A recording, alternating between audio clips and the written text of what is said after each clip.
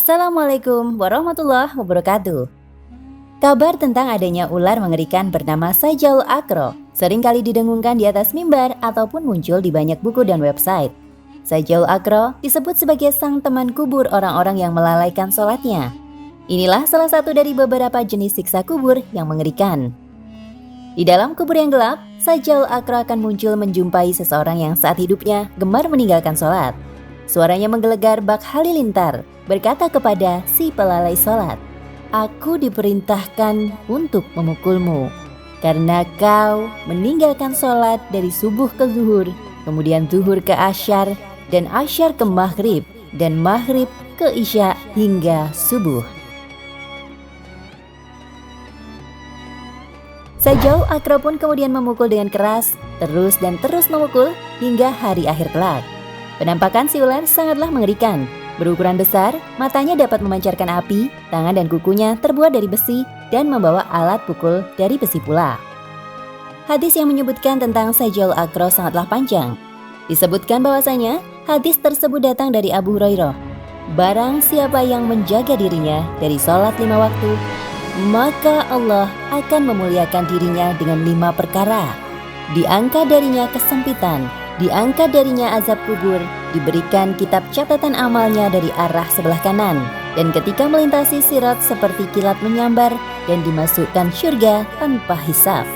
Dan barang siapa meremehkan sholat, maka akan dihukum oleh Allah dengan 15 perkara. 6 siksa di dunia, 3 siksaan ketika mati, 3 siksaan ketika masuk liang kubur, dan 3 siksaan ketika bertemu dengan Tuhannya di akhirat, dan seterusnya hingga sampai pada dalam kuburnya terdapat ular yang bernama Sajaul Akro yang akan menerkamnya karena menyia-nyiakan sholat. Ular itu akan menyiksanya yang lamanya sesuai dengan waktu sholat. Hadis riwayat Ibnu Najjar.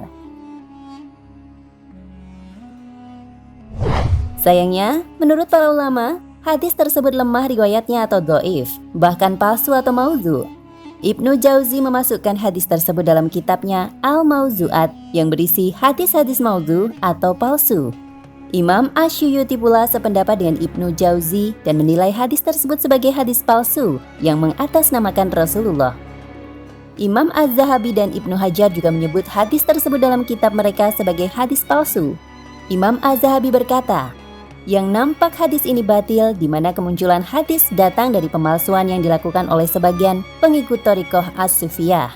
Penyakitnya atau cacatnya jalur hadis ada pada Muhammad bin Ali bin Abbas, Ali bin Abi Bakar bin Ziyad An-Naisaburi atau Mizanul Itidal." Terlepas dari penilaian para ulama tentang hadis Sajaul Akro, ada banyak sekali dalil yang menyebutkan hukuman bagi orang-orang yang meninggalkan sholat. Dibanding berdebat mengenai kepalsuan hadis di atas, alangkah baiknya seorang muslim mencukupkan diri dengan dalil dari Al-Quran dan hadis yang jelas kesohihannya.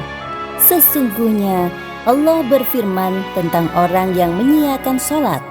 "Apakah yang memasukkan kalian ke dalam neraka Sakor?" Mereka menjawab, "Kami dahulu tidak termasuk orang-orang yang mengerjakan sholat." Quran Surat Al-Mudathir ayat 42 hingga 43. Maka celakalah orang-orang yang sholat, yaitu mereka yang lalai dari mengerjakan sholatnya. Quran Surat Al-Ma'un ayat 4 hingga 5. Rabb Ta'ala juga berfirman, "Maka datanglah setelah mereka pengganti yang jelek yang menyiakan sholat dan memperturutkan hawa nafsunya. Maka kelak mereka akan menemui kerugian." Quran Surat Maryam ayat 59. Pun dengan hadis sahih, Rasulullah seringkali memperingatkan umatnya agar senantiasa menjaga sholat. Dari Jabir bin Abdillah, Rasulullah bersabda, "Pembatas antara seorang muslim dan kesyirikan serta kekafiran adalah meninggalkan sholat." Hadis riwayat Muslim. Hadis senada juga datang dari Sauban Maula Rasulullah.